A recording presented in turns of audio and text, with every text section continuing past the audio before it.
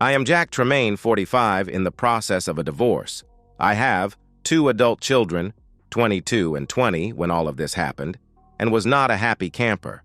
I was not expecting what I found when I was cleaning up a knocked trash bag in the laundry room. As it was a Saturday, I wasn't working.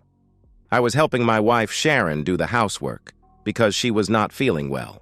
I had vacuumed the family room carpet, unloaded the dryer, and was unloading the washer to load the dryer when I knocked over the trash can. After swearing, I started picking up the mess when I discovered a couple of used condoms. I was flabbergasted, upset, and extremely angry. Sharon and I had not used condoms in over 15 years, and then we used them only because she developed a yeast infection. As I had the clip job 18 years ago, Sharon would never need birth control pills again. Our kids had not been to see us for several weeks, so I did not think they could be from one of them. I was not sure what I was going to do, but I knew I was going to do something. First, I was going to leave, at least for a little while. I then went into the bedroom and got a suitcase. I was very careful not to wake Sharon. She really was ill, and as mad as I still loved her. I grabbed all the clothes I would need for a few days. I took the condoms and my wedding ring and placed them on the kitchen table. Then I sat down and wrote Sharon a note explaining what I had found and how hurt I had been. The note said, "Sharon, my love, what you see on the table is what is left of our marriage. I'm sorry I was not enough for you. I did not realize that you felt the need for more than me. I am leaving for a few days to decide what I am going to do. Please do not try to contact me. I will let you know when I am ready to talk to you. Should you choose not to tell the kids and they ask me, I will not hold anything back. The same goes for our parents. I ask one more thing. Please think about how much you have hurt me. I will expect answers, truthful answers, if we are to continue as man and wife. Some of those questions will be hard for you to answer, not because of you not knowing the answers, but because I will insist on the answers even if you do not want to give them. If you do not wish to answer the questions I have when I contact you, just tell me. I will not allow you to continue to cheat on our marriage. If you cannot give up your lover when I contact you, tell me so. I will then remove myself from your life. As this evidence indicates, you have not only defiled our marriage, but also our home. Plan on having to sell this house if we are to get back together. I still love you, but this is a near-fatal hurt to our marriage. Your dear Jack." I loaded my truck up and drove away for what might have been the last time. I had to pull over several times to clear my eyes. I wasn't paying attention and finally realized that I was headed to the cabin that my grandfather left me. I realized that it was a perfect place to go. No phone, no cell service, no internet. Perfect for thinking and making decisions. I turned my cell phone off and kept driving. I stayed at the cabin except for work for about 3 weeks. I had kept my cell phone off and told work that I was not taking any non-business calls. While in town and on my lunch hour, I moved some of the bank accounts around to protect at least half of the money we had saved. Sharon had not worked for a few years, so I was quite sure that if we got divorced, it would cost me. I had a small trust fund that my grandfather had left me, besides the cabin, so whatever I had to give to Sharon, those would be protected. I had finally made up my mind and found that enough of the raw emotions were calmed. I drove toward town, and when I got a cell signal, I pulled over and checked my phone. I saw that I had calls from about 10 different people. Besides Sharon, my kids, and, surprisingly, our minister. I saw both parents' numbers and several that I did not know. I called home. When she answered, I asked Sharon if she was ready to answer questions for me. She immediately started sobbing. She said that the police were looking for me as a missing person, and they were questioning her to see if she had harmed me. After she stopped babbling, I asked again if she was ready to answer with the truth, the questions that I was going to ask. She started babbling again, and I finally hung up my phone without receiving the answer to that question. I then called my kids. James, my oldest, wanted to know what I had done that I had to run away. I was shocked. I told him if that was what his mother told him, and he believed it. We were done talking. I then told him what I found and asked if he or his sister had been to the house that week. He said he had not, but he did not know if Anne had or not. He also said that the last time he talked to Anne before the incident, she had broken up with her boyfriend and had not been dating recently. I called Anne next, and she basically had the same response, so it looked like Sharon did not tell them the truth. I was mad all over again. I called the police station and let them know that I had never been missing, but that I had not been in contact with my wife because of some major problems between us.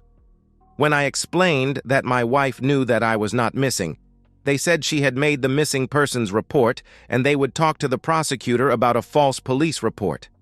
I then called both sets of parents, and not surprisingly, my parents sided with me and Sharon's parents called me a liar and cussed me out for hurting Sharon. After those calls, I had had enough. I stopped off at my boss's house and handed him my resignation and started back to the cabin. Sharon called before I got out of cell signal range. I pulled over and answered. She had calmed down somewhat and asked when I was coming home. As I was still angry at her for making me the bad guy, I said, "I will come to your love nest when and only when you tell everyone the truth. I will not be made the bad guy here. I did not cheat on you.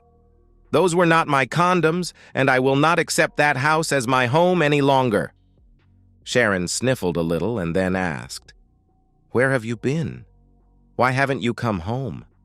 "Why, it is not my home anymore. Just get that through your head." I continued, "You do not need to know where I have been because you gave up the need to know when you cheated. I quit work today, so you won't be able to call me there, and where I am going now, you don't need to find me. I won't be back. You should probably file for divorce because you cannot sell the house without my signature, and I won't be paying the mortgage or utilities." I then waited for a response. All I got was a long silence and a dial tone. I then shut down my phone and drove to the cabin. I stopped in the village that the cabin was associated with and ate supper at the local diner. I then continued to the cabin and went to sleep. The next morning, I went back to the village and stopped at the local post office to rent a P.O. box and change my address. While in the village, I saw that our bank had a branch there. I went in and identified myself and informed them that I would be accessing my accounts from their branch. With that taken care of, I called the office of a friend of mine, an attorney, and asked what steps I should take with what I had found. He asked what I had done so far, and when I explained, he said I did the correct things to protect myself. I then had a thought and called a neighbor of ours who was a busybody. I asked her if she had seen any strange cars at our house recently. She told me that there had been a bright red fancy sporty car that had been in the driveway for several hours at a time on many occasions. She said she did not know what kind of car it was, but it had a vanity plate that was God's number 1. I thanked her and asked if she would call and leave a message on my cell if the car showed up again. I figured that she would understand why I was asking, and the story would soon be all over the neighborhood. I then remembered the minister had called. I returned his call and asked what he wanted when he called. He asked why I had abandoned my wife. I laughed and asked about his red Corvette and when he had visited her last. All I heard was a dial tone. I then called Sharon and said she could leave messages on my cell, and I would answer them when I got within the signal range. As a parting shot, I asked, "Is the minister better than me?" I heard a gasp and a sob, and then the call ended abruptly. I called the lawyer back and said that I found circumstantial evidence that our minister was the unknown depositor of the used condoms. I explained what the neighbor had seen and how both the minister and Sharon had acted to my questions. I then told him to file papers for a legal separation, citing adultery as the reason. I also asked that he file divorce papers, citing adultery and naming the minister as co-respondent. I explained that I thought that by filing both, I would be providing a means for Sharon to decide if she wanted to fight the divorce, she could not fight the separation. He said it would be done. I wasn't prepared for the storm that my actions caused, but I wasn't surprised or unhappy either.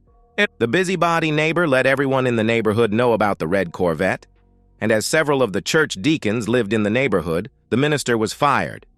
Sherry turned up pregnant, was arrested for the false police report, and lost the baby. My son tried to take his mother's side, but after I refused all of his calls for over a month, he called on his sister's phone and told me Sharon finally told him the truth. I reminded him that I was still angry, and as an extra jab, I said I was going to get a DNA test from him and Ann and sue his biological father for back child support. He sobbed and hung up. I knew the kids were mine because of the DNA tests the school required. I was just on raw enough nerves that I had to punish him for the hurt of taking sides. I called Ann and told her what I had done and also asked her to have James call me so I could apologize to him. The prosecutor dropped the charges when I asked. Sharon signed the divorce papers and moved out of town. I moved back into the house after getting new beds for all the bedrooms. Ann decided I needed a housekeeper and moved back to watch over me. She never started dating again as she said no one was as good as her daddy, and that was the kind of man she wanted.